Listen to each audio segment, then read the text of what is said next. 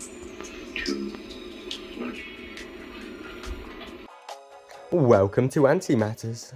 Hello everyone. What an episode we got today. ATTA MEXICANA, episode 1. ATTAs, arise. So let's go back to March the 2nd. I ordered these girls from Antantics. You're probably thinking, like, why has it been so long? Well, I wanted to make sure 100% that I could pick them up at AntCon. So I ordered them way back in March and got Rich to look after them. I thought AntCon was a great opportunity to drive them home myself, ensuring the fungus doesn't get mushed. By the way, the background video is Rich's ATTA MEXICANA. Very nice setup. So, I've had the most amazing AntCon experience.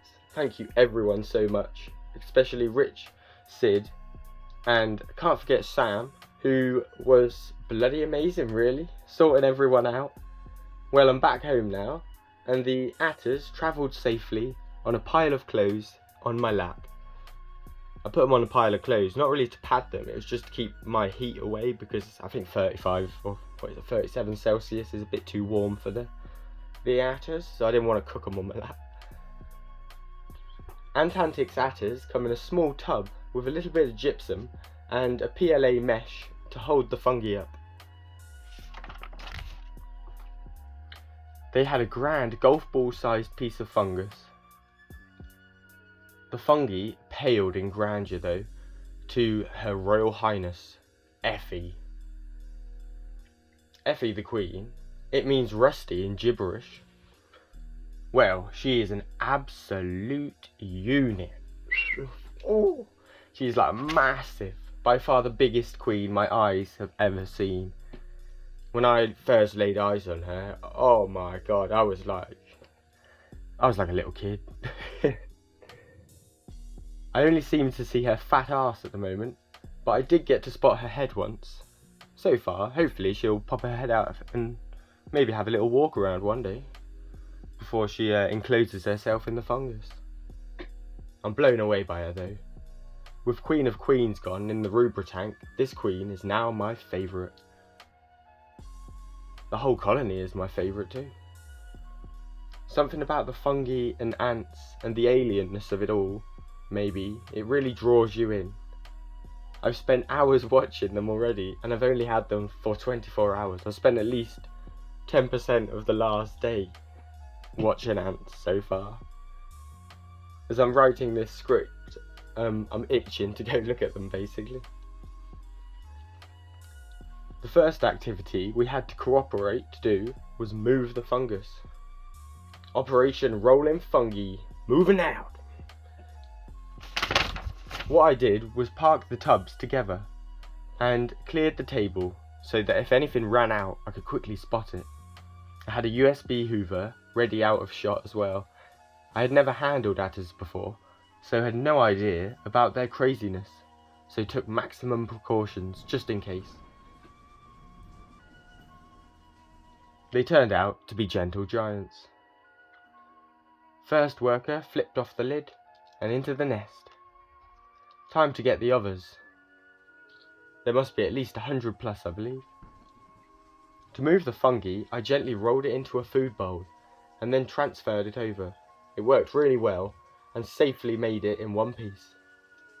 I did touch it as well and it feels like, I don't know, mud. Wet mud. I then went around mopping up all the stragglers and a small amount of fungi that had eroded off in transport. They were so patient with me. Once in, I noticed they were getting a bit chilly, so I quickly put them in the 25 Celsius incubator, I guess you could call it, to let them settle in for a bit. Well, 8 hours later, I had another proper look. I was looking at them every hour, to be honest. They had begun to reconstruct their fungal fragments though, but not into the golf ball, it was on the old mesh. I have no issues with this, as it would be cool to see the fungi being formed from scratch. Maybe they'll make another ball. I decided to give them a small amount of leaves as well, just in case they were thirsty. One part of keeping these ants that scares the crap out of me is these girls don't need a water drinker.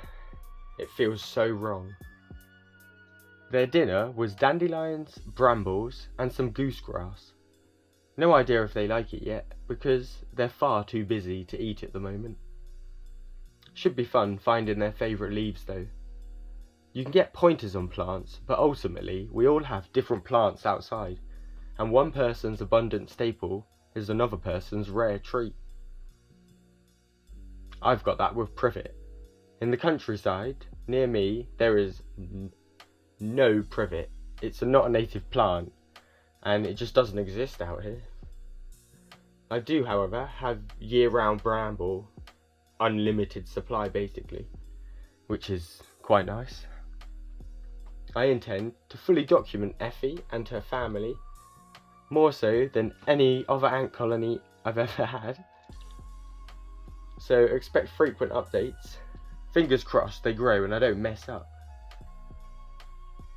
It should be okay. I've essentially got 3 jobs to do. I've got to put the food in, got to hydrate it, and I've got to take the waste out. And that is my job. I think I can just about manage it. Before I waffle on, though, I'm going to wrap it up.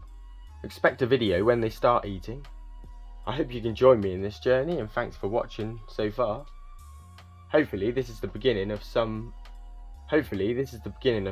truly epic, like Oliver and Rich's colonies. And Oliver inspired this purchase too. Watching his colony really got me, drooling. And Wakushi's pod gave me the confidence to spend over £100 on ants. Big thanks to them. I hope you enjoyed though. I'll see you next time, and bye!